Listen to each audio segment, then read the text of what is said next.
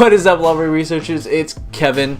Welcome back to Zero to UX, and this is part 2 of moderating mistakes and how to avoid them.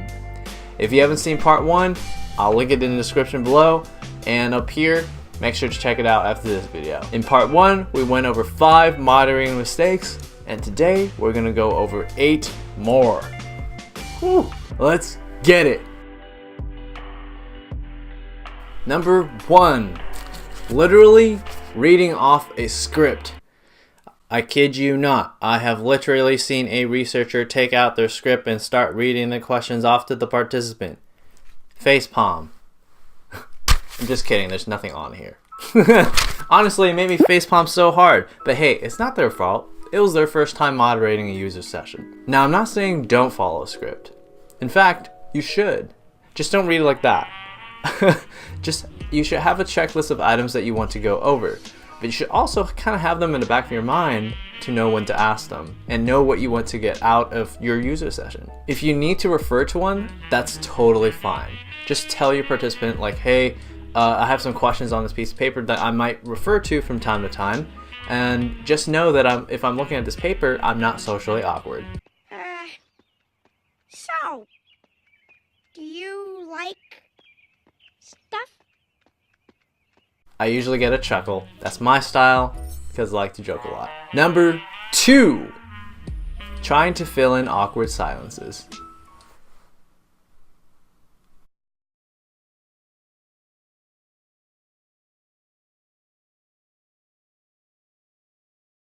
From now on, awkward silences are your best friend.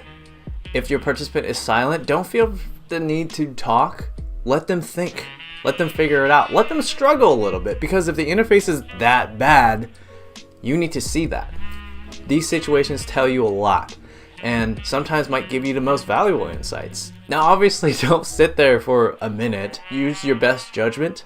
Count to 10 in your head or something. Embrace the awkward.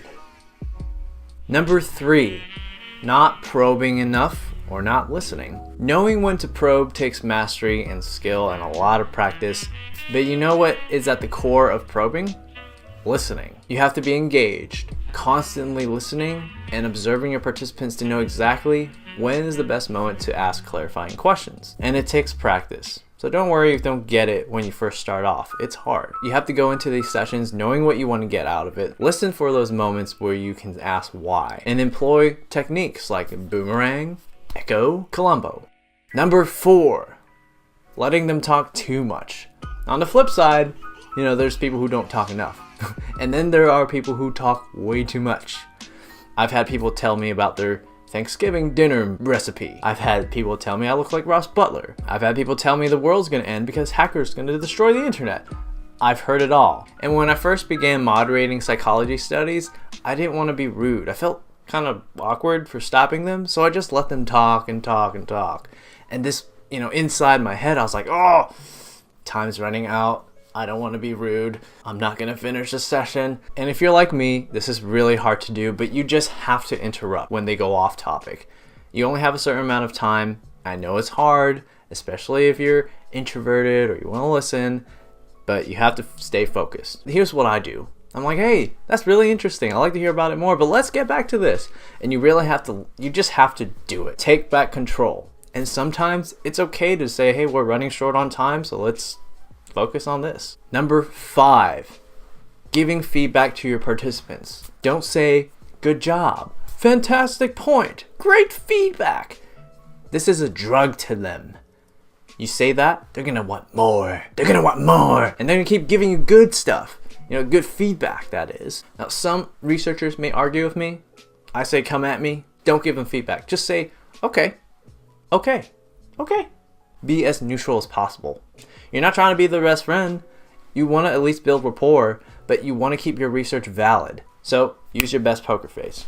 Number 6, and this one's super important, asking about their future behavior. If I relied on participants to predict their future behavior, I might as well ask them the winning lottery numbers. Questions like, would you use it? Would you buy it? How likely are you going to buy in the next 6 months? Are marketing questions disguised as user research questions.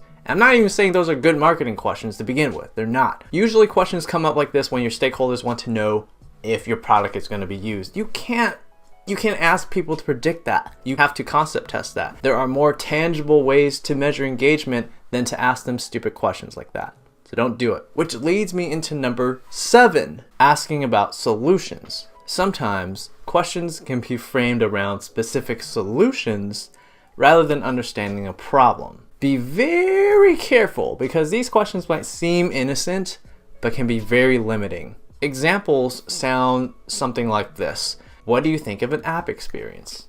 Or how could a spreadsheet help you? What's the problem with these questions? They start off with app or spreadsheet.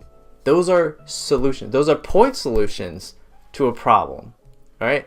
The moment you talk about this, the participants already narrowed down that solution. If you want to understand their needs and pain points, ask them about their current behavior. What are you doing today to accomplish XYZ? Okay?